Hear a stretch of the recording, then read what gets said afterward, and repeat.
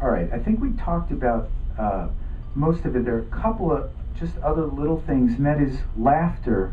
Laughter therapy is something that's an ongoing field. They have laughter yoga clubs, and this has real science behind it. So you can show that if you force somebody to laugh, I don't care why they're laughing, just force it. Just act the part, even if you don't think it's funny, you think it's stupid, just laugh. If you laugh, it turns out that you boost antibody levels against, if you're vaccinated against some vaccine, well, you know what, if you're laughing in that 24-hour period, your antibody levels are a lot higher. Unbelievable. Just from the process of laughing. And laughing reduces your cortisol, which is a stress hormone. And laughing also reduces some of the catecholamines, these stress hormones. And the way I envision it, you've got the two sides of our brain here. You know, you've got the negative side, the frown side, anger, fear, sadness, and you got the smiling, laughter side. And we're constructed this way because you can just imagine, as a caveman 50 years ago, there might have been some good reasons sometimes that you should be frowning, and maybe you should be hiding in that cave. You shouldn't be jumping up and down when there's a war going on. You want to hide, right? And then conversely, you just captured some food, everybody's happy. You need to de-stress, because you can't be stressed all the time. So you all start smiling and laughing at each other. So it's sort of a restorative yin-yang, restorative facial expression. And you can show that laughter, you know, it's remarkable what it can do in terms of, you know, the various parts of the immune system, and that conversely, if you are depressed, it profoundly affects not just your mental health. So people who are depressed have a fourfold risk of dying from a heart attack. Fourfold increased. They also have a big increase in cancer if they're depressed. And smiling and laughing, I believe, even if you're not happy, can help, because it's going to decrease your stress hormones. So it's not magic that these facial expressions are doing something to your overall health. They're affecting key levels of different hormones that are circulating in your bloodstream at all times. And as a final note, when people ask me, well, how can a muscle in the face really do this? And I just bring them to thinking about yoga. I think yoga is pretty accepted now, that if you get really good at yoga, wow, yoga is powerful in causing relaxation.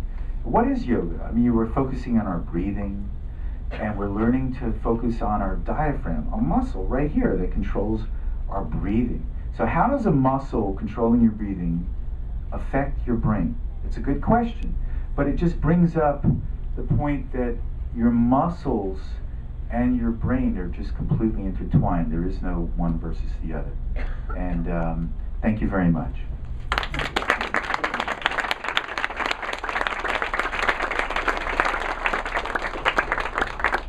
If there are questions, which I hope there are, could you please use one of our two audience microphones so we can capture it on the recording? Thank you. Talk right into the mic. My question has to do with, what does Botox actually do? Is it that it relaxes the muscles? What does it do, and why is it that people have to continually go back for treatments, that you can't just do it one time and it lasts? Sure, great. And that's for, you know, from a scientific thing. But you've made me so conscious, because I have a filler here. And now I'm wondering if I'm in trouble. And You're not in trouble. Yeah, it's pretty cheap. But my mother had it and my grandmother had it. Absolutely. And, you know, I said, well, you practice still? Yes. Okay, well, I'm going to look you up and get a checkup. So anyway, tell us, what does it do? And, Sure. yeah, Well, because I don't want to be angry or depressed. Right. Everybody wants to feel good and look good. Sure. Well, Botox, what it does is it inhibits the nerve cells from releasing this chemical called acetylcholine. And this chemical is necessary for the nerve to transmit its message so that the muscle can move. So when you inject it in here, over a period of a couple of weeks, you inhibit the ability of the muscle to contract. And it's a gradual thing. It just takes time for all the muscle fibers to be affected, even though you inject in 2 seconds and it's done. And then it wears off, your nerves regenerate, and they make some new product that isn't inhibited by this stuff.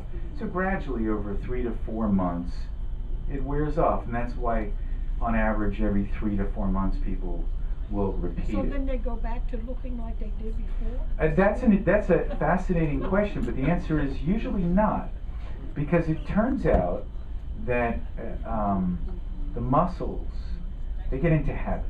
It's like anything else, you get into a habit.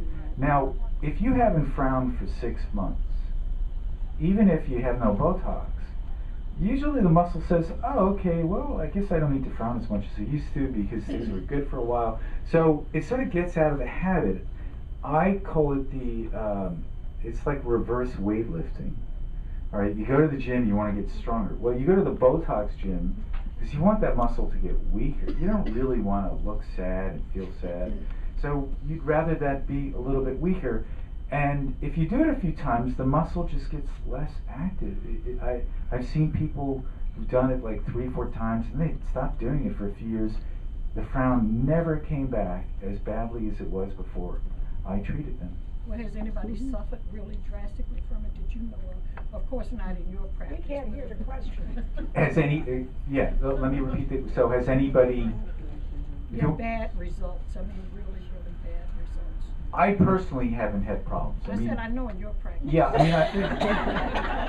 I think it's it's a very safe drug if used by somebody who knows how to use it. As long as you're using the real thing. I mean, it's like anything else. If somebody has who's has no training in it and is using something counterfeit or something, then good luck. But you know, if used how it's supposed to be used, it's incredibly safe. So I think it's safer than anything that involves actual surgery because it's not irrevocable. It wears off. One more question here. Hi, Dr. Hi, honey. How are you? Wonderful. What a wonderful speech. It was really wonderful. And I'm actually curious about something personally. Can you hear it? Just step up closer. Oh, sure. You know, being a light worker and a healer, I work with the energy centers and the chakras quite a bit. And of course, the facial expression says a lot because of the energy part of it. And of course, I love that you talked about meditation and yoga and all of that. And laughter, a huge part of this. So I was so curious, when the individuals did receive the Botox, were there any kind of sort of like assignment to laugh, go on a, you know, a laughter assignment and meditation or something, just so that this would be something as a part of their daily practice, so that can really shift the changes in their life? Great question. So in our studies, we tried to control for anything. So we essentially didn't talk to the patients at all. We just did the injection, the psychiatrist spoke to them. I actually never spoke to any of the patients. I had somebody else do the injection, so it was completely blind. But in when it's not blind and I'm treating somebody, I do talk about that. I have no evidence, scientific evidence in terms of depression, that smiling and laughter should help it. But from everything I've read, and there are hundreds of studies out there, I'm just convinced that it should. And so, I mean, I had mentioned to people, you know, if let's say they're depressed and they don't want to do Botox, fine, then maybe while they're driving to work every day, that's a big waste of time, right? So you can either get mad at the person in front of you, or you can just start laughing the whole way down, and there's nobody to get you embarrassed because you're in the car by yourself laughing. So who cares, right? And you lose nothing and you're laughing the whole way. And I think that laughter is completely under-recognized as a treatment for health. Now, if you historically go back in time, you'll see that in the 1300s, physicians who didn't really have much else in their little doctor bag used to prescribe laughter. That was a huge thing. And it's, you know, it was a much bigger part of medicine, and laughter just kind of fell out of favor because people used to have bad teeth, because nobody had a dentist. This is true. And so everybody was ashamed to open their mouth in the 1700s. It was considered poor taste to laugh. In public, they said only the peasants did it. Well, I say everybody should be laughing. But I mean, you have quotes from these earls in the 1700s who disparage laughing like it's some evil thing. And when you realize that, you know, half the teeth were missing, they were rotten, the gums looked terrible, then you're sort of like, okay, I guess I kind of get it, why they were so down on laughter. But the truth of the story is that laughter is tremendous, smiling is tremendous, and it's been a burgeoning field since Norman Cousins wrote his book, The Anatomy of an Illness, and he talked about how he laughed his way through his terrible arthritis. He had so much pain, because laughter is good at reducing pain. It is. You know, he said he would watch a Groucho Marx film, and for every half an hour of Groucho Marx, he would get 2 hours pain-free. Remarkable. And he wrote that, you know, quite a while ago, but I believe it. It's true. It's real. It's just that there are social prohibitions against laughter. If you just start laughing, all of a sudden everybody's going to look at you like, okay, you're either crazy or I need to get away from you. I mean, there's something wrong, right?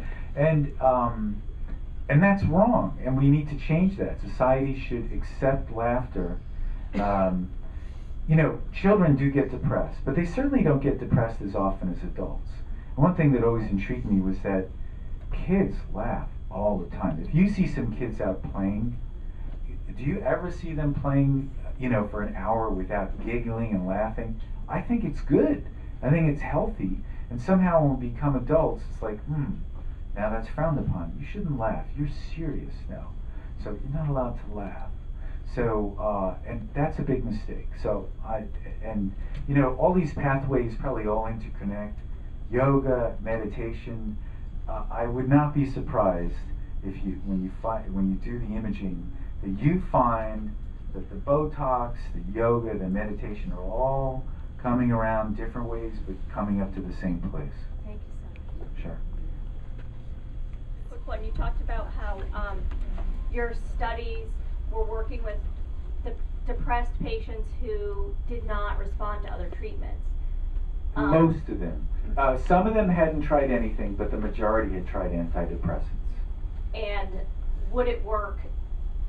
Do you think it would work with people that respond to other treatments and as an alternative to antidepressants? I see no reason not to think that way, because some of the patients were depressed, but for whatever reason, they just didn't want to take a pill.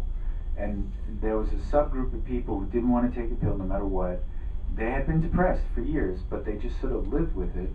And those people have the same response rate. I mean, they did just as well as the people who were on the antidepressants. But it's hard to recruit people for a depression study unless they've already failed the other things, because then they're thinking, well, this normal stuff doesn't work. I might as well try this.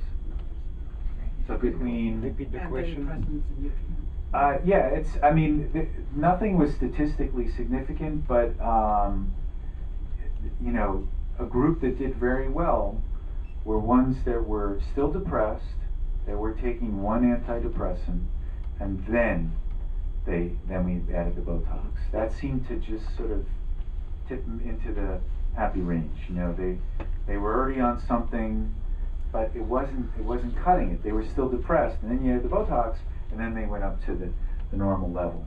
But the numbers are too small to know actually in whom it works the best. But it's a great question. But we did have nice success in people who were already on something. Okay, thank you so much. If anybody has any questions, we'll answer.